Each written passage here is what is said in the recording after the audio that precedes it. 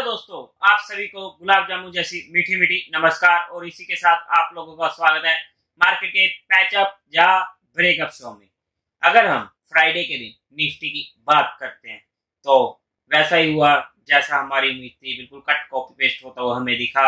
Nifty एक हल्की फुल्की सी 10 पॉइंट की गैप अप ओपनिंग देता है 70,966 की, और वहीं पर भी अपने दिन का हाई बनाता है 70,992 का, और 18,000 पर काफी ज्यादा कॉल सेलिंग हो चुकी थी और वो हमारा मेजर रेजिस्टेंस बना हुआ था। और वहीं से मार्केट पलटती है और बोला भी था कि अगर 70,850 का लेवल टूटता है तो अंडर एस्टिमेट मत कीजिएगा, वहां से हमें अच्छा फॉल देखने को मिल सकता है। और मार्केट अपने दिन का लो बनाती है 70,710 का, और फिर क्लोजिंग देती है 70,758 की। एक वीक क्लोजिंग हम इसे बोल सकते हैं। अगर हम एफआईएस और डीआईएस की बात करते हैं तो एफआईएस ने 1100 करोड़ की बाइंग करी है और डीआईएस ने 1600 करोड़ की सेलिंग करी है। अगर हम स्टॉक की फोकस की बात करते हैं तो ऐसा स्टॉक जो सभी का पसंदीदा स्टॉक है, टाटा पावर, आप चेकआउट कर सकते हो। जो हमारे लिए इसमें इंपॉर्टेंट सपोर्ट की रेंज आती है वो आती है 210 से 220 की रेंज, जहां पर हम इसे एक्यूमुलेट कर सकते हैं। और 225 पर इमीडिएट हमें सपोर्ट भी मिलने वाली है। इसे हमें मीडियम टर्म के लिए ऐड करना पड़ेगा, मतलब कि एटलीस्ट कम से कम 3 महीनों के लिए हम इसे स्टडी पर्पस के लिए नोटिस में रख सकते हैं। और अगर हम इसमें बात करें, अभी तक इसमें वॉल्यूम्स नहीं आए हैं जिसकी वजह से ये ब्लास्ट नहीं हुआ है, और जैसे ही इसमें हमें वॉल्यूम्स भी देखने को मिलेंगे इस शेयर का हमें बूम पटाखा होते हुए मिल सकता है, जो हमारे लिए एजुकेशन और लर्निंग पर्सपेक्टिव के लिए नॉलेज में रह सकता है। या कोई भी इन्वेस्टमेंट की टिप नहीं है। अगर आपको इन्वेस्टमेंट करनी तो एक बार अपने फाइनेंशियल एडवाइजर से पूछ कर ही काम करें। और इसी के साथ अगर हम सिरमा आईपीओ के जीएमपी की बात करते हैं तो अप्रोक्स वो 25% तक पहुंच चुका है, जो काफी अच्छा लग रहा है। अगर हम कल के लिए निफ्टी की बात करते हैं तो सबसे पहले तो जो हमें इमीडिएट इंपॉर्टेंट रेजिस्टेंस मिलने वाला है वो मिलने वाला है 70,850 का, और मेजर रेजिस्टेंस अभी भी 18,000 का ही रहने वाला है, जहां पर काफी ज्यादा कॉल सेलिंग हुई पड़ी है। अगर हम स्पॉट की बात करते हैं तो इमीडिएट स्पॉट हमें जो मिलने वाला है 70,500 की रेंज में मिलने वाला, और मेजर स्पॉट हमें मिलेगा 70,300 से 350 की रेंज में। अब सबसे पहले तो मार्केट क्रैश्ड, ये टाइटल क्यों रखा गया, क्योंकि मुझे साथ के साथ शाम को एक मैसेज मिला मेरे ही फ्रेंड का, भाई साहब मार्केट तो क्रैश हो चुकी है। अब अगर आप 15,000 से मार्केट को सीधा 18,000 तक ले गए और वहां से अगर 200-300 पॉइंट नीचे गिर गई, अगर आप उसे क्रैश बोल रहे हो तो मैं उसका कुछ नहीं कर सकता। मार्केट आप लोगों के लिए नहीं बनी है। इनफैक्ट मैं तो यही कहूंगा कि अगर आपकी इतने से रिट्रेसमेंट में भी टेंशन होनी स्टार्ट हो जाती है तो आप मार्केट में मत आइए।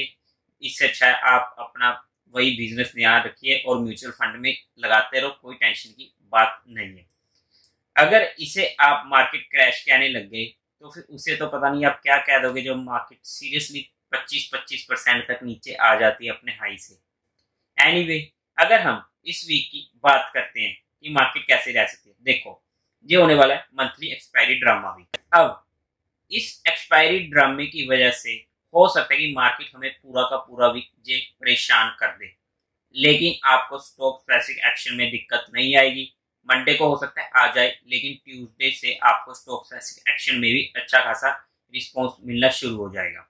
अब अगर हम चार्ट पर देखते हैं तो देखो 18,000 से परफेक्ट रिवर्सल हमें देखने को मिला है, और जो हमारी इंपॉर्टेंट जो सपोर्ट आती है, अगर हम 20 मूविंग एवरेज की बात करते हैं तो वो आती है 70,300 के से जस्ट ऊपर। तो ये हमारे लिए एक अपॉर्चुनिटी होती है अगर मार्केट जहां पर आती है, छोटे से स्टॉप लॉस के साथ एक बार हम जहां पर अटेम्प्ट कर सकते हैं। और वैसे भी ना, अगर मार्केट ये भी परेशान भी करे ना तो घबराने की बात बिल्कुल भी नहीं है।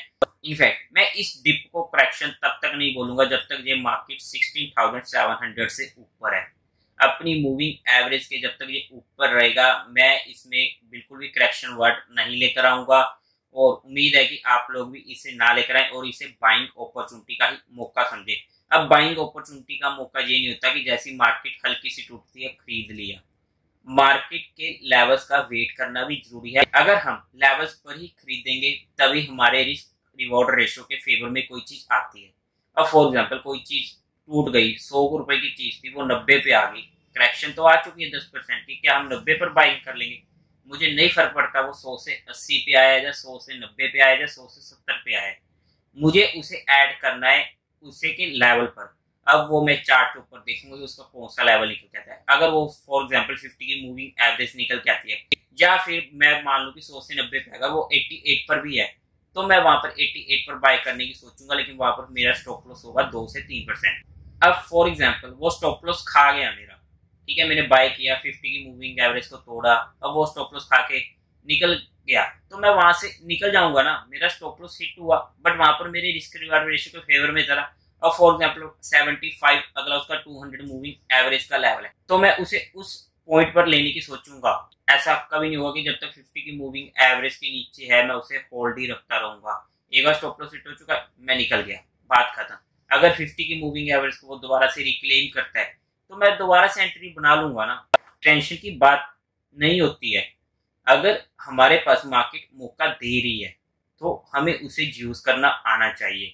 इन शॉर्ट, अगर मार्केट मतलब कि इसकी कंडीशन हालांकि बहुत कम है, अगर मार्केट 16,700 से 17,000 की रेंज में रिट्रेस करने आती है तो वहां पर हमें अच्छी खासी बाइंग अपॉर्चुनिटी मिलेगी जो हमें यूज करनी चाहिए, जो सिर्फ एजुकेशन और लर्निंग पर्सपेक्टिव के लिए है। आप इसे एटलीस्ट एजुकेशन पर्पस के लिए स्टडी करना शुरू कर दो। और इसी के साथ अगर बाई चांस मार्केट 17,300 पर भी आती है तो मैं वहां पर भी एक बार अटेम्प्ट करूंगा, लेकिन वहां पर मेरा स्टॉप लॉस लगेगा। स्विंग ट्रेडिंग के लिए हम वहां पर इनफैक्ट अप्लाई कर सकते हैं। और इसके अलावा मार्केट ना क्रैश हो रही है, और वैसे भी ना अगर मार्केट को क्रैश करना हुआ तो हमें इशारे मिलने शुरू हो जाएंगे और हम वहां से निकल जाएंगे। हमारे स्टॉप लॉस हिट होंगे ना ज्यादा से ज्यादा, तो क्या हमने इतनी अच्छी रैली यूज करी है तो घबराने की बात ही क्यों है। अब बात सिंपल सी इतनी सी है, एक दिन मार्केट टूटती नहीं है और दिखने लग जाते हैं मार्केट के 14,000 13,000 के लेवल। अब मैं इस साइकोलॉजी पर कोई भी कमेंट नहीं करूंगा, बट अगर हमारे पास अपॉर्चुनिटी आ रही है तो हमें उस अपॉर्चुनिटी को पकड़ने की कोशिश करनी चाहिए। और वैसे भी प्रॉफिट बुकिंग की हमने बात करी थी, 17,700 के ऊपर हम प्रॉफिट बुकिंग की बात कर रहे हैं कि अपनी swing trading short term positions में हल्का हल्का प्रॉफिट बुक करो। इनफैक्ट स्विंग ट्रेडिंग में पूरा, और इनफैक्ट मीडियम टर्म में भी मैंने हल्की फुल्की प्रॉफिट बुकिंग करी थी, जो मैंने आप लोगों को टेलीग्राम चैनल पर भी अपडेट कर दिया गया था। और टेलीग्राम चैनल का लिंक आपको डिस्क्रिप्शन में मिल जाएगा, या फिर आप direct market love affair search करके ज्वाइन कर सकते हो। और उसमें जल्दी ही मैं एक स्मॉल केस भी डिस्कस करने वाला हूँ, जिसे आप एजुकेशन और लर्निंग पर्सपेक्टिव के लिए नोटिस में रख सकते हैं। इसी के साथ अगर हम बैंक निफ्टी के चार्ट को देखते हैं तो जैसा कि हमने बात करी थी कि 40,000 के नीचे नीचे से बैंक निफ्टी में हमें रिवर्सल देखने को मिल सकता है। अब 1-8% ऊपर नीचे मुझे नहीं मालूम होता उस चीज का। अब वहां से मार्केट में हमें 1% नीचे से बैंक निफ्टी में अच्छा खासा रिवर्सल देखने को मिला है, और अब ये अपनी 10 की मूविंग एवरेज पे आ चुका है। अब इसकी जो इंपॉर्टेंट सपोर्ट पहली बन रही है वो बन रही है 38,000 की, और वही सीन निफ्टी की तरह 70,300 की तरह इसमें भी 38,000 पर अगर हम एक बार अटेम्प्ट करना चाहे तो कर सकते हैं, लेकिन स्ट्रिक्ट स्टॉप लॉस के साथ।